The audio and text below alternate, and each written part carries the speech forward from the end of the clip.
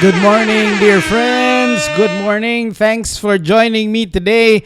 It's a Friday. Welcome, everyone, to Mark Your Day. As I promised in my Facebook post today, I will be sharing with you a couple of books that I believe can help you become a better leader. So stick around.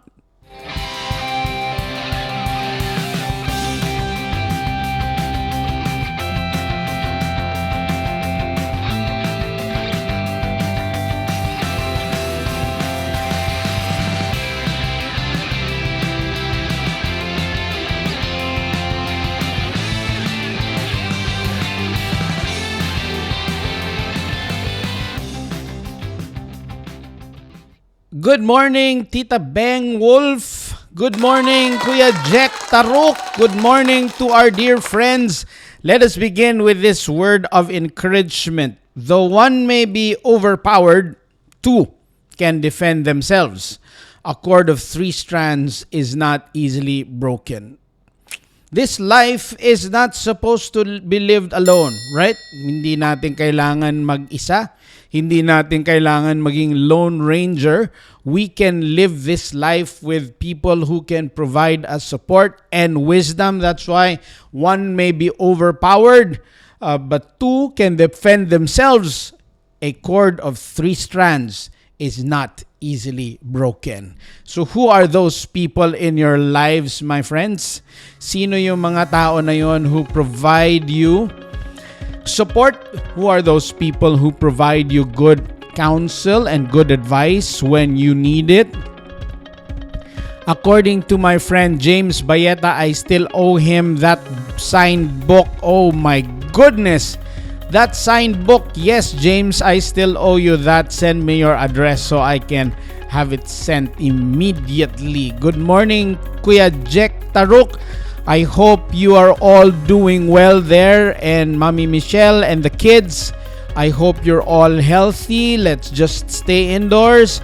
And of course, to my dear Uncle Henry, keep safe, Uncle Henry. I read in the news that there are already a few cases in Iligan, actually caused by a local transmission or community transmission. It's no longer due to people coming from Metro Manila. Okay, so amping, Uncle Henry, keep safe always. So that's our word for the day. Though one may be overpowered, two can defend themselves, and a cord of three strands is not easily broken. I would like to say hi as well to the Magsanok family, Cherry, Unyo, and the kids. Good morning. From your wacky couple neighbors, si Sherry and Unyo, they have all these gimmicks and they give away stuff and they nagpaparaffle sila ng stuff. So I love my dear neighbors. Continue to stay indoors, Che, and the kids, and stay healthy always. Also saying hi to Clint Alimpoos. Clint is an artist. I hope you stay well, Clint, and just make sure that we survive this pandemic. It's not easy. Many are struggling, but I hope we are staying indoors and believing that things will get better in the coming months. It's going to be a packed morning. It's 8:04, 23 seconds. I promise to you, I will be sharing with you a couple of books that I believe will help develop our leadership. As you know, I have been teaching corporate leaders, organizational leaders. So today, I'll share with you a few books that I believe are so helpful. If you read these books, I believe your leadership capabilities can really improve significantly in after you read them. So I encourage you to stick around as we discuss these books today. Okay? Let's begin though by going through the news. As always, in this show, we read the news. So let's go to the news section or the news segment of this show.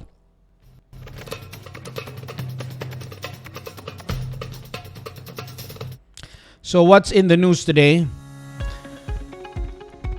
Economics. That's the theme of the news today. Before we go there though, let us get an update on the... Oh, before we get an update, I would like to say, is Jeje watching? Mami Trisha? Not yet. I will say hi to them later as soon as they tune in. Okay, screenshot of the cases. 3,561 confirmed cases in yes, I was about to say Metro Manila, because if you look at the data, really 2,041 NCR, Laguna 222, Cebu 221, Cavite 100, Rizal 81. That's actually the bulk of the cases.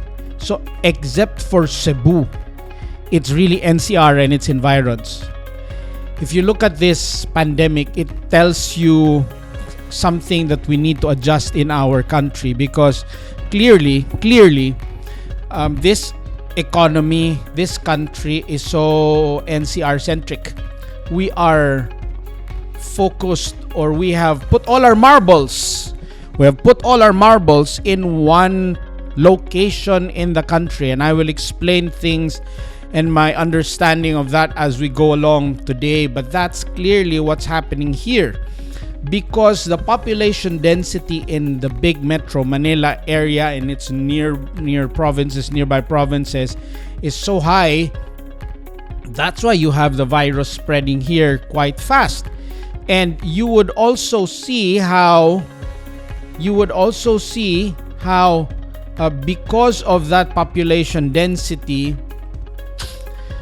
the same reason that's also spreading fast in Cebu, because after NCR, Cebu has the most number of people in one area, in just one city. Cebu is also just as congested as Metro Manila, and the traffic there is also bad, and infrastructure needs a lot of improvement.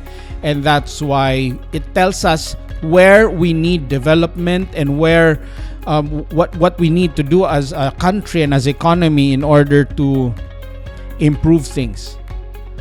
Okay, let's move on to the headlines from the different dailies. Let's begin with the Philippine Daily Inquirer. It says this: worse than expected, GDP drop lowest in 4 decades. The last time the economy dropped, according to the news, this low, or at least just as high, not even near, but also high at 10%, was in 1984.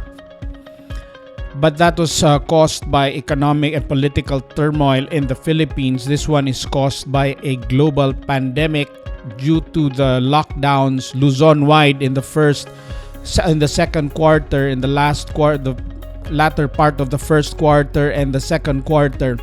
And that's why this news article tells us that the finance chief, Kenrick Chua, have somehow underestimated the impact of this, and they're saying now that it's worse than expected. It's over 16% decline, 17.7% unemployment rate. So that's the difficulty that we're facing as an economy. Although the Bangko Sentral chief is saying that the worst is over for the Philippines, but we're not out of the woods yet. It's actually a very similar news report coming from the Philippine Star. Philippine economy crash, lands into recession. So I'd like to just lump together my comments on these headlines as we go through all of these big dailies, okay? The Manila Standard also has the same headline: recession as GDP nosedives. So that's the same for all three big dailies that we have today. So, kinda sad. Let me just get my coffee. Good morning to the Quezon family, Tita Jeje, Tito Glenn, and the kids all the way from Antipolo. And I would like to introduce to you, my friends, a new member or a new cast in our set here at Mark Your Day. Good morning as well to the Tagaro family and to my beloved brother-in-law, Tito Vince Medina. Good morning, Tito Vince. Good morning as well to the Tagaro family and the Tags team. Alrighty, so I would like to say and introduce to you, my friends, a new member of our set here. I received from dear friends this one. Yay! So, from now onwards, our set here at Mark Your Day will have the presence of this oxygen-breathing thing. Palakpakan po natin. Plants are always nice because they breathe out oxygen. So the plants will not stay outside but also go inside the place. And this is courtesy of my friends from the Quezon family of Antipolo. And the Quezons have a new business. The Quezons used to manufacture bags and goods and they sell it to big brands in the Philippines. They supply the biggest brands in the Philippines. If I'm not mistaken, they supply Bench, they supply other brands. But during this pandemic, they discovered a new business. But they have actually been doing this for quite a while. They just have not been selling it. My dear friend Glenn Quezon is very good with his hands and very good with tools, so he can make furniture. Jeje, on the other hand, his wife, is very good at selling things. Jeje is very good at selling. He can sell air conditioners to the Eskimo. Ganun kagaling magbenta si Jeje ng kahit na ano. So, ang ginawa nila, they came out with furniture. These are not your really fancy furniture. These are nice looking, curated. They call the brand furniture that's really functional, that's affordable and looking really nice and lovingly made by Mr. Quezon himself. So congratulations, Tita Jeje, Tito Glenn, and the kids for that new business. Thank God for you guys who are skilled, and I pray that the Lord will bless that new business. But this gift that you gave me, I know this is also part of Curated. Let's call him Cutie. Let's call him Cutie. This plant from now on will be called Cutie. So we have Cutie in the house, courtesy of my beloved friends, the Quezons of Antipolo. Thank you very much. Okay.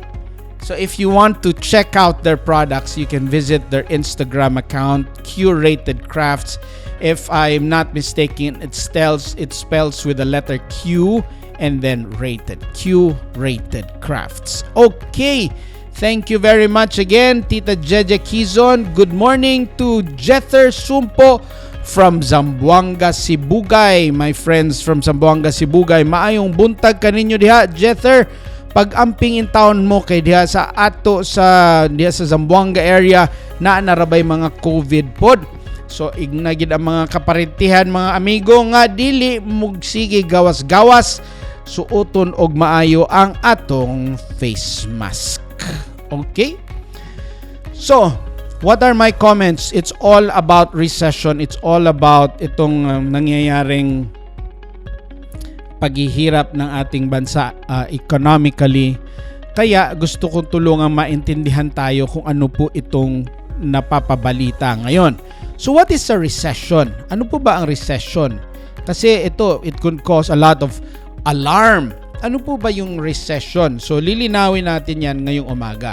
When we talk about recession, we're talking about this. Okay? Let's read it together. You follow me as I read. Recession, a period of temporary economic decline during which trade and industry activity are reduced, generally identified by a fall in GDP in 2 successive quarters. Okay? So kung yung GDP daw, yung gross domestic product, yung kabuuan na nang po-produce ng isang bansa, ay bumagsak ng 2 beses magkasunod na quarters, ang bansa ay nasa recession na. Unang-una gusto kong sabihin, ang recession buong mundo, hindi lang po Pilipinas. Ang mundo po ay in recession. It's a global recession. It's not just a Philippine recession. So ang ibig sabihin, ito po ay nadarama dahil din po ang buong mundo ay in recession. So wala naman po tayong pag-exportan kung yung mga bansang yon ay hindi rin bumibili sa atin kasi nga they're also under recession. So yun po yung ibig sabihin ng recession, a period of, key term, temporary economic decline. Hindi naman po ito permanent. That's why I made a post a couple of days in my Facebook account na while some businesses are closing, I am not losing hope because the key term in recession is temporary. Hindi po ito permanente. As soon as the world normalizes, as soon as the world opens up, we will all go back to business and our economy will recover and those businesses will reopen again and they will rehire their employees, and I believe that, my friends, kapit lang, wag lang po tayo mawalan ng pag-asa.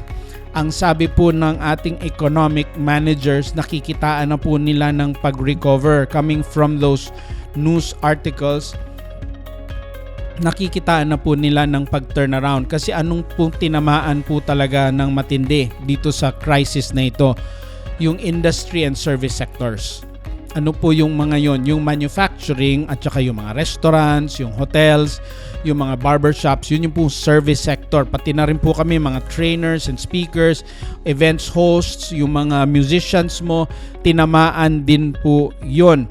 At anong masasabi natin? While tinamaan yung mga sectors na yon, meron pa ring growth. Biruin nyo yun, meron pa ring growth. Alam nyo kung saan nanggaling yung growth? Alam nyo kung saan nanggaling yung growth? Nanggaling yung growth sa agriculture sector. Ang ating agriculture sector, even while we're in recession, still posted positive growth. So, ibig pong sabihin, kailangan lang po nating tutukan yung ating ibang sektor. Hindi lamang po yung ating industry, hindi lamang po yung ating service sector, tutukan din po natin yung ating agriculture sector. Kaya po during the SONA, the President uttered the line, plant, plant, plant. Yes, I absolutely believe that we should plant, plant, plant. If we plant, plant, plant, mas lalong lalaki yung agriculture and fishery sector. Kapag lumago ang agriculture and fishery sector, makaka-buffer yun. At we are by nature, kalat naman in an archipelago. Marami tayong pagkukuhanan, lalo na yung ating fishery sector. We just need to do things right. Ang isa pa nakikita natin, yung ating, sabi nila, it's a 75% of the economy. Pero ang nag-lockdown, my friends, yung Metro Manila lang and a major part of Luzon. Ngayon, nag-ECQ na naman ulit. Pero kung ang ating ekonomiya ay nakatutok doon sa napakaliit na lugar na yon, sayang naman yung buong Pilipinas. Kaya po nag-advocate tuloy yung iba ng federalism, and they believe that federalism will help spur economic growth across these different provinces because it will spread out the economy and spread out decision making through all of these different provinces. I believe that. So anong ibig natin sabihin? Let's take this as an opportunity to rethink where we're investing. If you're a manufacturing person, if you have capital, my friends, consider investing in other sectors that are more crisis resilient. Agriculture is more crisis resilient. Marami po sa atin nalulungkot dahil wala na daw pong pumupunta sa agriculture. But ngayon nakikita ko na meron nang nag-iisip talagang mag-agriculture. Coffee farming is growing.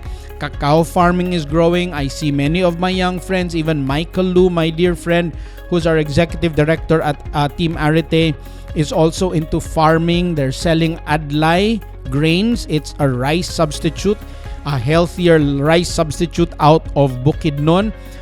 So yun po yung direction ng marami. So while there is a huge recession, meron pa ring sektor na nag-positive. So I read the news and I see there actually a jolt, meaning ginigising tayo. Huwag nating ibuhos lahat ng ating pinagkakakitaan dito lamang sa NCR. Kasi for example, yung ating mga opisina sa mga economic centers dito, business centers, yung mga BPO at yung marami pang ibang negosyo na online-based, pwede naman silang pumunta sa ibang probinsya. Pwede naman silang kumalat doon sa ibang mga syudad na meron na ring IT capability. Malaking bagay pala yung IT. Kapag nalatag na yung mas magandang IT capability, interconnectivity, mas kakalat na po yung negosyo sa iba't ibang lugar. So, ano po ang aking paniniwala? Yes, meron tayong recession, but our economic fundamentals are well. According to Yusek Kendrick Chua, we are in a much better position to survive this crisis. We just need to lock down for the next 2 weeks here in NCR, kasi kung iisipin mo, nandito talaga siya nakatutok. But the rest of the Philippines, my friends, agri friends, fishery friends, businessmen in all those different provinces, start those businesses now. Think big. Napapaisip tuloy ako, Trisha, paano kaya kung maglipat tayo ng ating manufacturing sa ibang probinsya? Paano kaya kung ilipat namin yung manufacturing ng Arete Food sa ibang probinsya? That's something to seriously consider given the situation. Pwede talagang isipin yon. Palawan, Dumaguete area, Bacolod, Iloilo, dami pang lugar sa Pilipinas, napakalawak. The Bicol region, the entire Mindanao. Alam niyo kung bakit napakaganda sa Mindanao? Bihirang tamaan ng bagyo ang Mindanao. Bihirang tamaan ng bagyo. If they get hit by a typhoon, they probably hits them in the latter part of the year, and they get 2 or 3. Unlike here in Luzon and some parts of the Visayas, we get hit by maraming bagyo talaga. So kung ibe-bless tayo, Tita Je, ng opportunity to build a plant, baka pwede nating i-build yung planta na yan sa ibang probinsya para matulungan yung mga ibang probinsya, para maikalat natin yung ating yung mga negosyo sa buong Pilipinas, para yung plano na balik probinsya program, para hindi tayo nagsisiksikan dito sa Metro Manila, ay matupad. Kasi ang hirap naman bumalik sa probinsya kung wala ka namang pupuntahan dong negosyo, wala ka naman dong pagkakakitaan. So, importante po na mauna doon yung mga negosyo. Mag-invest doon ang ating mga negosyante. Agree po kayo? Maraming salamat po sa ating mga ekonomista.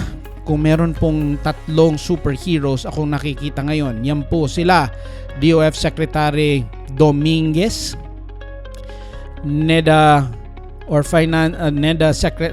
Yusek Carl Kendrick Chua, who's very, very young but brilliant. And finally, Central Bank Governor Diokno. Yung 3 yon, pinagdadasal ko po talaga yon. Okay, sa Baguio daw ang gusto ni Mami Trisha ilipat yung manufacturing ng Arete Foods branch. Why not? Pwedeng-pwede.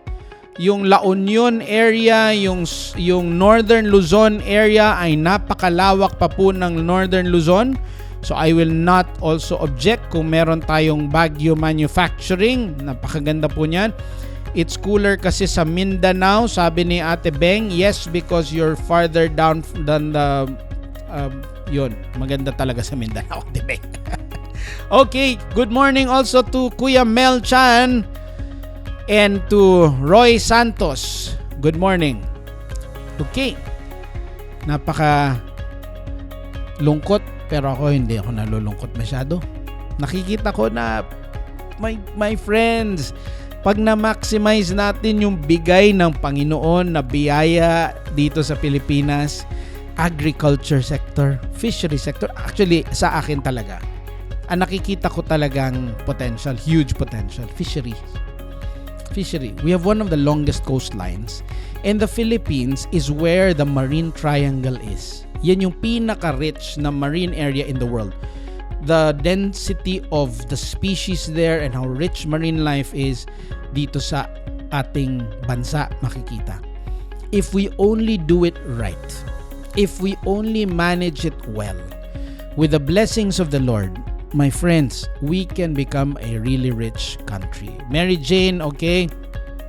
Bukidnon is also a very good place. I also mentioned this a couple of weeks ago in my Facebook account that my friends, the Taglukop family, Attorney Taglukop and his wife, are planting some of the best grapes in the Philippines there in the Bukidnon Davao border in Buda. Their grapes are so nice and they have begun to produce wine.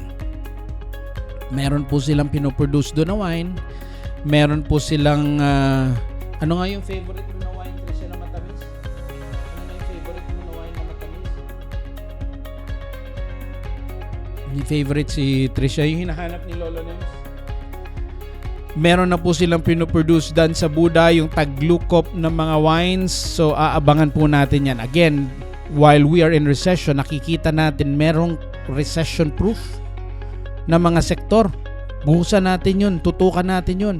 Nakikita din po natin, nagsisiksikan tayo dito. Kumalat tayo nationwide. Lipat tayo sa ibang mga probinsya. Mas maganda yun. Mas luluwag yung Metro Manila. Gaganda itong syudad na ito. Muli! Yes!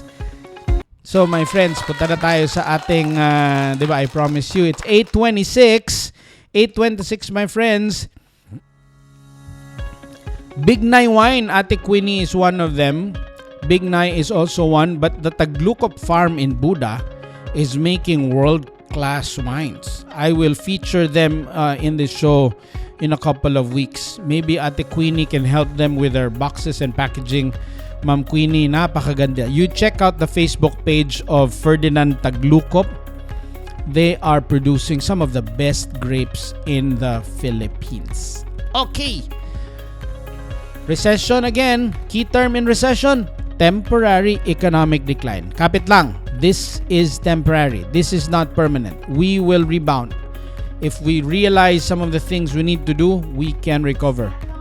Moscato wines. Imagine, they're producing Moscato white wines in Buda, in Davao. I cannot wait to have a taste of those Moscato wines, aside from all the other wine varieties there. Saying hi to Queenie Ong Wong. You know who Queenie is? Queenie is one of the most brilliant business women I know, and she is the owner and leader of RM Boxes. If you need packaging for your business, please call that lady over there, Queenie Ong Wong. Queenie, if you also buy packaging from yung mga stores, baking stores across the nation, malamang galing kay Ma'am Queenie ang mga boxes na yun. Okay? So today, I'll share with you books that I believe are going to help you become better leaders. So that's going to be the feature in our What's Interesting segment.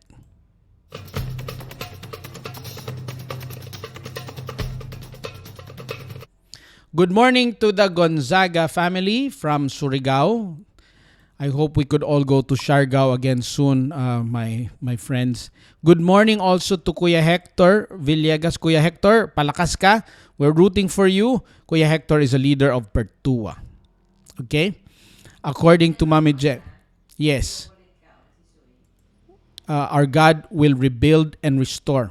Exciting. Yes, He will. And of course, Tito Vlogs, if you want to learn about the stock market in a fun way, go visit Tito Vlogs of Tito Gilbert Lazaro. Sinong suy ang nangungulit? Si Yasmin Rose. Bakit? Anong sinasabi ni Yas? Time check. 8:29 ang aking kapatid na si Suy Medina. Surprisingly, gising na 8:30 pa lang, aga mong gumising. Sister ha. Si Suy is a singer na mahiyain. Yan lang yung singer na pinakamahiyain. Okay. What's interesting? I will share to you today books that I believe are essential. There's a ton of books on leadership. You can read about motivation, kinds of leadership, all sorts of books. But these are books that I believe are so focused that they provide you tools. Tayin muna natin yung music. They provide you tools. These books are, you know what, when I choose books to read, I go to source. I try to go to yung mga original thinkers na nagsisikap, who are trying to come up with a novel approach to things or a novel way of looking at things. Okay? So I'd like to share with you these books. Ang sabi ko kagabi, 6 books. Pero mukhang dumami. 1, 2, 3, 4, 5, 6, 7, 8. 8 na. See? Pag nanood kayo, may bonus na kaagad na 8. Okay. The first book that I want to share with you that I believe can help you in your leadership is this book that will be relevant ngayon because we are facing a pandemic and we are seeing where our economy is and we are realizing so many things about how our economy is structured and where we are and where we're vulnerable and where we're strong. And so this book will help you understand the process of change in your organization. Itong book na ito will help you understand kung meron kang gustong baguhin in your organization, whether that's private or NGO or government. This book will provide you the steps necessary to take.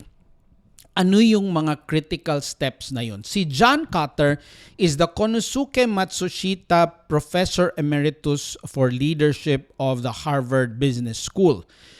So ito si John Kotter, ang gusto ko kay John Kotter, hindi siya baga commercialized. Talagang he is a pure academic and they don't license this out.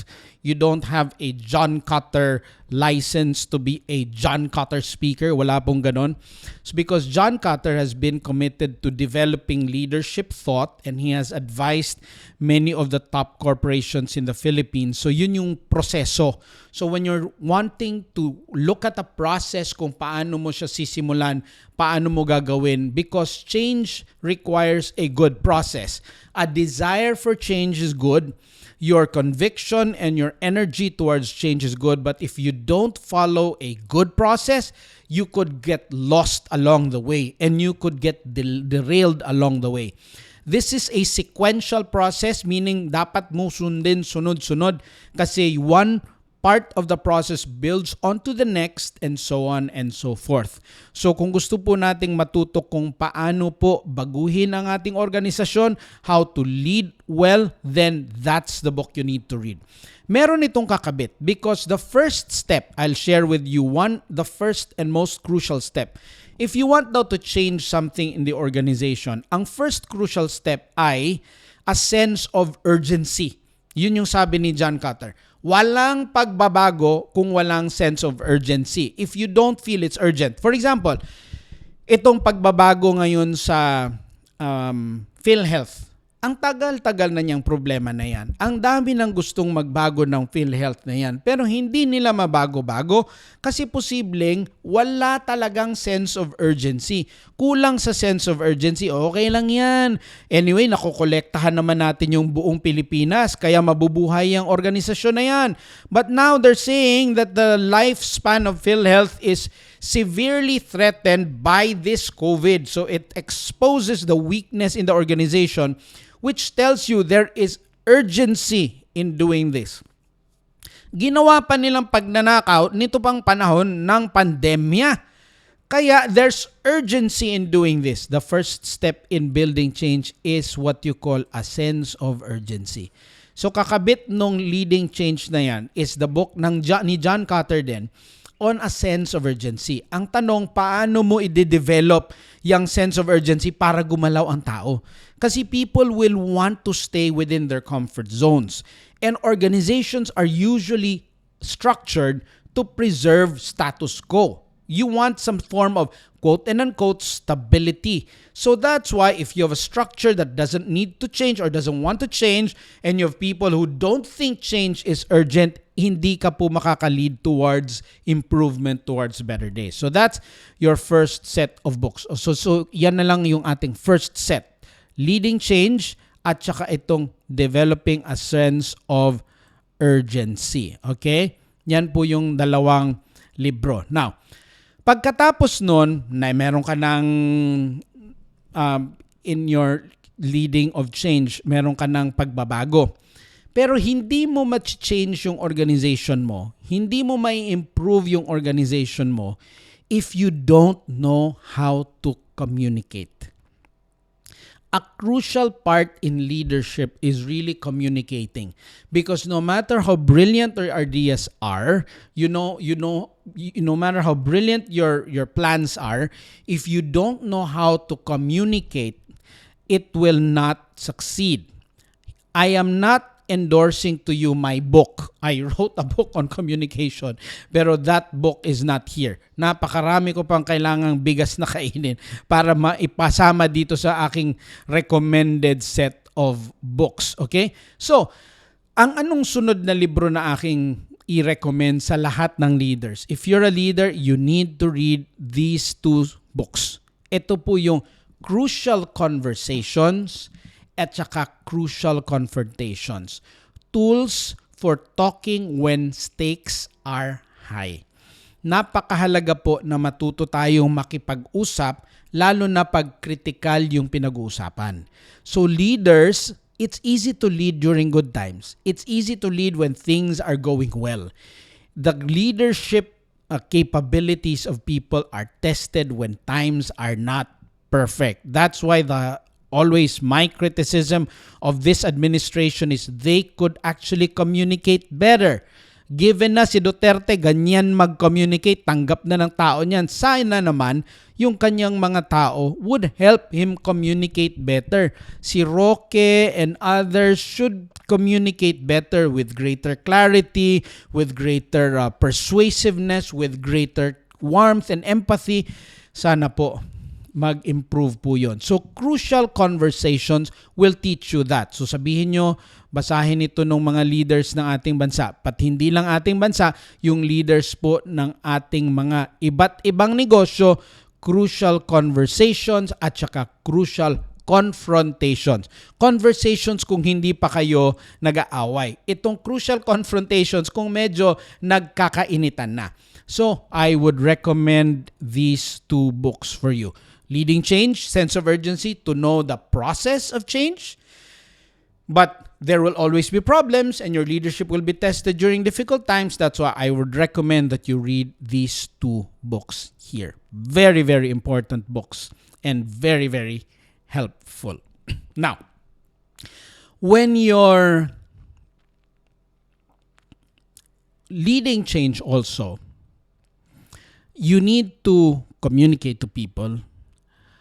You need to know how people think, because you might know the process of change. You might know how to make them feel a sense of urgency. You know how the process of communicating during crucial conversations and confrontations, but you need to know that people think certain ways. People think this way and that way, okay? So, ang aking i-recommend, ito medyo mabigat-bigat na libro. Ito yung tinatawag na paano ang tao mag-isip. Meron kang mga thinking fast na yung they making snap judgments, at saka you want them to think slow, okay? What's nice about Daniel Kahneman, I'm not sure how you pronounce that, but I know this guy is a Nobel Prize awardee for economics, because these guys are so brilliant. They have studied how people think. Kasi hindi mo mako-communicate yung gusto mong i-communicate kung people are thinking too fast. You need to learn how to catch them or communicate with them. You want to make them think slow, to analyze the situation, to not be too emotional about it. So this book will tell you when those thinking processes happen. Kailan sila nag-iisip ng mabilis at kailan sila nag-iisip ng mabagal. Kasi pag naintindihan mo yun, then you can communicate during good times better. You can also confront better, and you can share with them the process better. Okay? Very well researched. Of course, Kuya Mel, because these guys are some of the best thinkers on planet Earth. Itong libro na ito, nanganak ito ng napakaraming libro. Focus. You have a ton of those leadership books on the bookstore comes from the study. They come from the study or the research of this guy here, Daniel Kahneman. I'm obsessed how you should pronounce that. Maybe I should research it after. And his partner there. The first part of this book is actually a tribute to his partner. They were both academics. One was based in Israel, and the other one was based in, if I'm not mistaken, if I remember it correctly, in the UK. And they collaborated to come up with this book and many other researches on how people think and decide. So books on decision making, on focus, on thinking have been based on this book. So kung gusto mong mag-aral nun, ito po ang dapat mong basahin. Okay? Good morning, Tita Nelly. Kali Antinel is a neighbor. Good morning, Ate Rohaifa.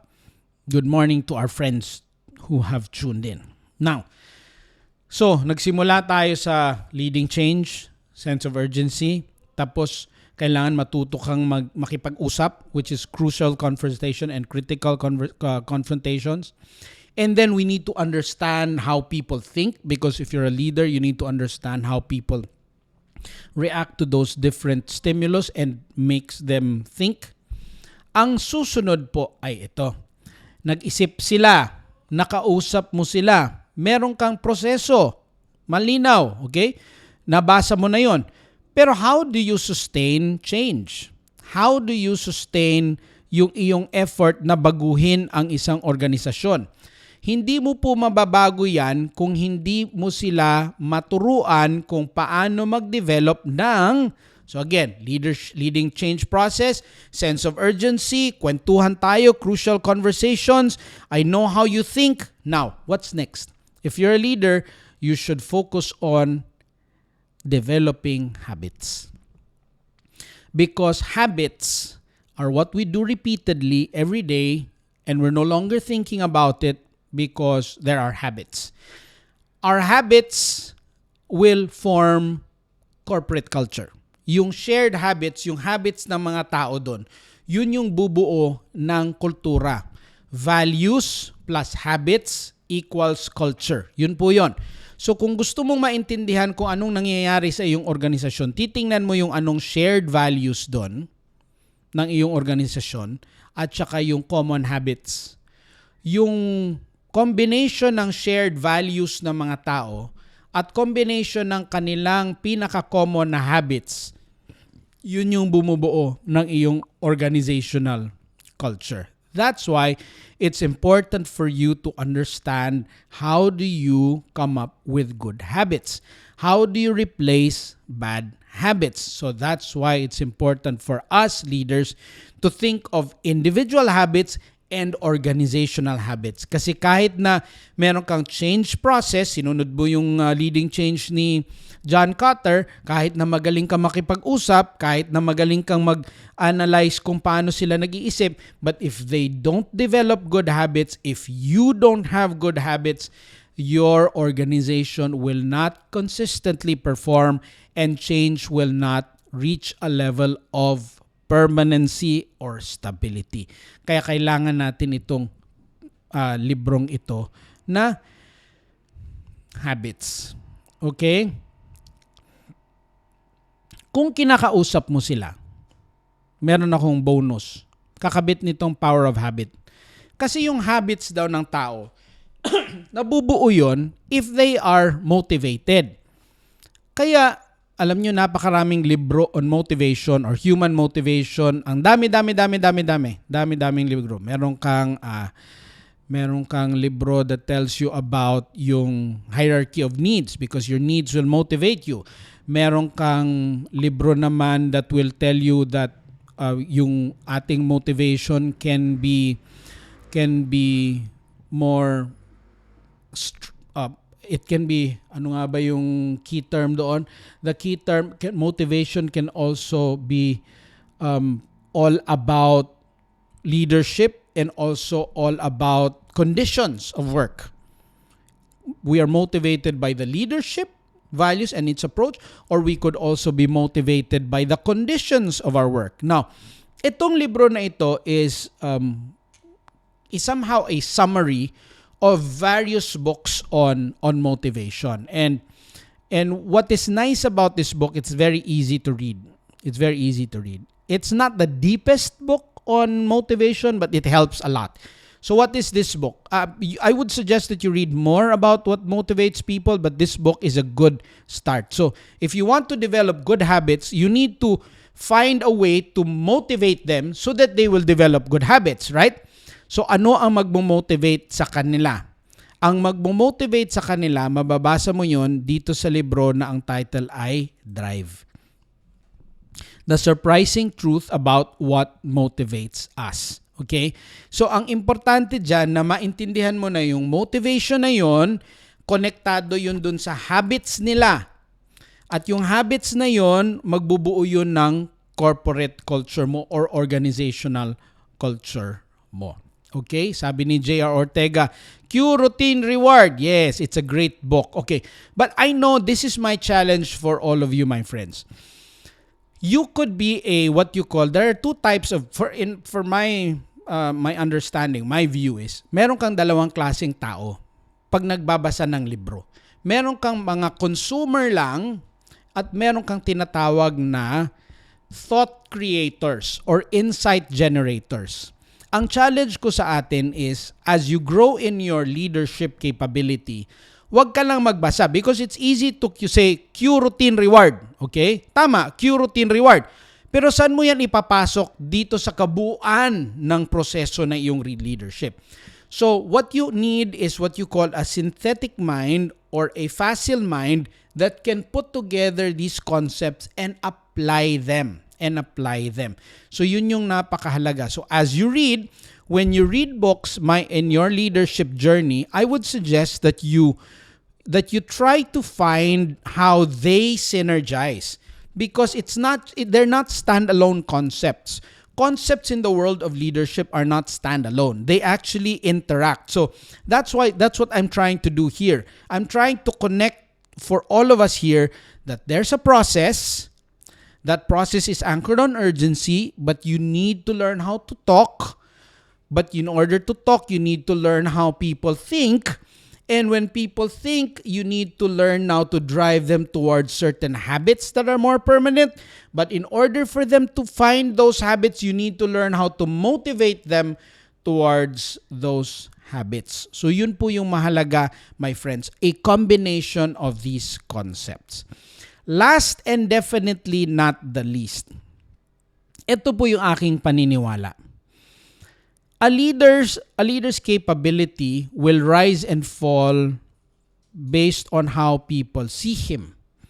Lahat ng librong kinuwento ko sa inyo, pwede niyong itapon kung mismong yung leader ay hindi siya capable to lead, hindi siya kanais-nais na sundin, at hindi niya nakukuha yung respeto ng mga tao. So ano itong last and final book that I believe is absolutely crucial? And to me, the most important book in my list. And I would highly recommend that you read this because the books of Maxwell, pagsamahin mo lahat ng libro ni Maxwell, dito po yung source. Ito po yung source ng halos lahat ng sinasabi ni John Maxwell. Pwede mong hindi basahin si John Maxwell kapag binasa mo itong librong ito. Si Stephen Covey din. Halos lahat ng sinasabi ni Stephen Covey, pwede mong mahanap dito sa librong ito. Ito din po yung source ng marami sa sinasabi ni Stephen Covey. In fact, majority of the books on soft skills, majority of the books on proper leadership, integrity, behavior, comes from, all of those books come from this book. Again, you focus on this book because this book is the source. You know what this book is? This book, yung mga, no, Mel, that's not it. Yan, yung mga 17 irrefutable, lahat ng libro ni Maxwell. Pagsamasamahin mo lahat ng libro ni Covey, at more than half of all the books on leadership, integrity, and behavior comes from They come from this book. Yes. They come from this book. Modern society, modern standards of leadership and behavior comes from this book. Sinabi natin sa start ng ating training, 2 heads are better than 1. Teamwork, integrity, respect, level 5, etc. Saan ang galing yan? Where does level 5 of Covey come from? It comes from here. That the first shall be the last. He who wants to lead needs to be the servant of all. That's level 5 leadership. Where did Covey get that? From this book. From this book. So, my suggestion is to read this book. Not just as a mystical material from 3,000 years ago, but as a manual on how people interact, on how people should behave. Alam niyo yung line ng mga knights, yung nababasa natin, your wish is my command, sir. That's leadership influence. Yung sinasabi ni Maxwell that the core of leadership is really influence, that's influence. When your very wish is the command to your people, winish pa lang ng leader. Wish niya pa lang, I wish ganito. They already take it as a command. That's influence. And Maxwell says the leadership is the leader or the lead. It's all about influence. You know where that your wish is my command phrase comes from? You know where that comes from? It did not come from the knights of the round table. It did not come from the gallantry of those noble knights of England and noble knights of royalties around the world. No, they came from the men of King David. King David was tired battling and he was hiding in a cave. He was fighting his enemies. And one night, King David just expressed a wish. He says, I wish I could drink water from that well. There's a particular well. You know where that well was? That well, that source of water, was at the very heart of the camp of the enemy, of the territory of the enemy. David was just making a wish. He was just making a wish. You know what his people did? They snuck into enemy territory just to get David that drink of water. And they brought it back to David. And they offered it to their leader. David's wish was their command to risk their lives. But you know what David did with his integrity? He was humbled by the gesture of his men, and he refused to drink it. It was his wish, it was their command. Consider others better than yourselves. A leader empowers others. Do nothing out of selfish ambition or vain conceit, but consider others better than you. All of those principles, my friends, on leadership have been gathered in that one book of teamwork, of counseling, of coaching, of supporting, of maximizing resources. Don't hide your gifts. Maximize your gifts. Multiply your gifts, etc. Maximizing your strengths. Being there for one another. All of those. So whenever I read the Bible, I just don't read those are not stories.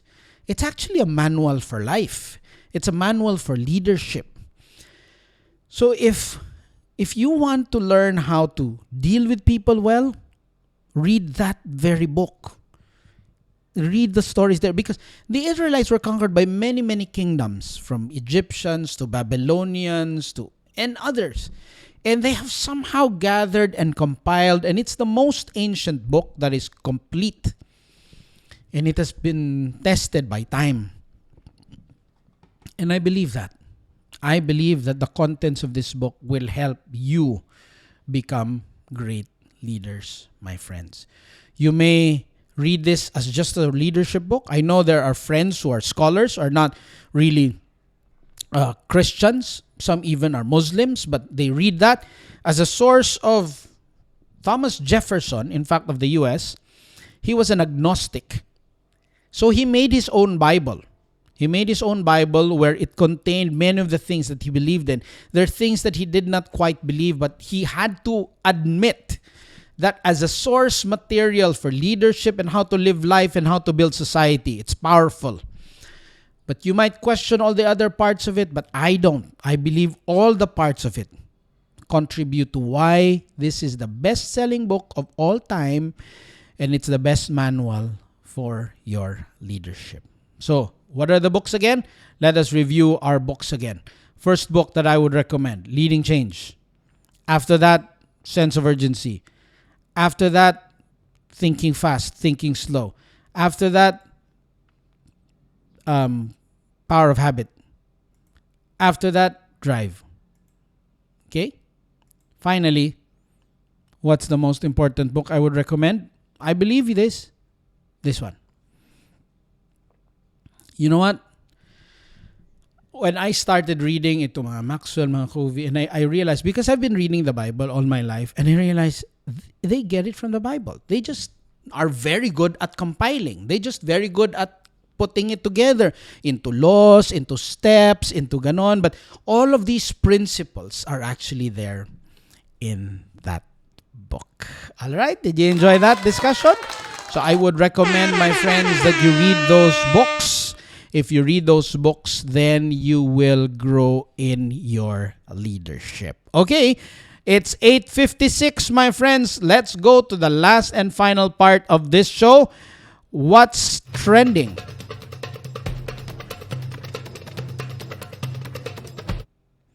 Okay, what's trending? Brain po muna natin yan. Okay, what's trending, my friends? Yung ostrich, di ba? Nagtakbo-takbo yung ostrich. Hindi po bawal mag-alaga ng mga animals as long as you can prove that you can take care of them, that you have the financial resources for them. And kailangan mo lang humingi ng permiso sa DNR in order to take care of them. So I hope that the owner of that ostrich in Quezon City has the necessary permit, because they need to take care of that animal well. I know of friends who take care of so many animals. In fact, they are respected in that sector that takes care of animals. It's my friends, the Angeles family of Pampanga. The Angeles family of Pampanga has one of the best aviaries in the Philippines. They take care of birds together with other animals, but they have the resources for it. They can sustain those. So, importante lang kapag mag-alaga ka ng animals that you have the funds for it. I also would like, it's also trending today yung sumabog po sa Beirut. It's we continue to pray for our friends in Beirut, in Lebanon, and that is caused by a particular element that's supposed to be stable. Itong nitrogen oxide is actually an element for making fertilizer. It is best source of nitrogen for the soil, because you need to enrich the soil, and in enriching the soil you need nitrogen oxide. So that nitrogen oxide can mix with that, but that's also the same element that they use in mining. It's also used for blasting earth when they're mining something from under the ground. And there are tons of it that were stored in a warehouse in Beirut. Unfortunately, if I'm not mistaken, over 6 years, several thousand tons of them have been stored there. So, could this have been detonated? Some people believe that it could have been detonated, but others say because they've been there for many, many years, maybe they were not really detonated. They just exploded by itself. So how did it explode? Apparently, itong nitrogen oxide as an element could degrade over time. And dahil napakaraming tone-tonelada sa kanila, tone-tonelada, di ba? So because there were several thousand tons of them piled up in that warehouse, once that nitrogen element degrades, pag nabubulok, parang any other element na nabubulok. Pag nabubulok yung bagay, it creates heat. When it creates heat, nagba-build up yung heat dun sa ilalim. So imagine if you have a mound of it, a mountain of it, of several tons, and there's a portion of it that it degrades and it creates heat. And when it creates heat, it creates oxygen seal. Parang oxygen that it seals in that thing over there. And then as it begins to really degrade and the heat builds up, eventually it will erupt. And that's, according to some experts, the reason why it erupted there in Beirut. So it's very, very sad. And so I hope that people there can recover from this really difficult situation. And I hope that the world would send their help. Okay. So that's it for today. What did we talk about? We had an exciting day. We talked about how our economy is faring. Well, it's a difficult time, but like I said, recession is temporary. Let us help. It also makes us realize that we have put all our baskets in this NCR, the region called NCR, and its nearby provinces. It's time for us to spread it out throughout the country.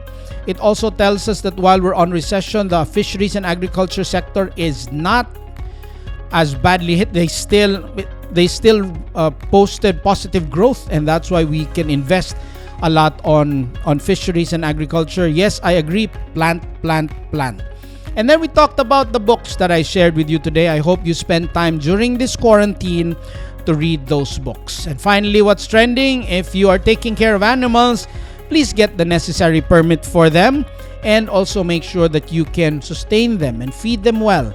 And for our friends in Beirut, let's continue to pray for them. And there were 2 Filipinos, and I believe there could be more who were affected by this. I'm not sure if they passed away. I hope not. Maybe just injured. I hope that the people in Beirut can recover from this. They've gone through so many difficult days. As we end the show today, here's a good word.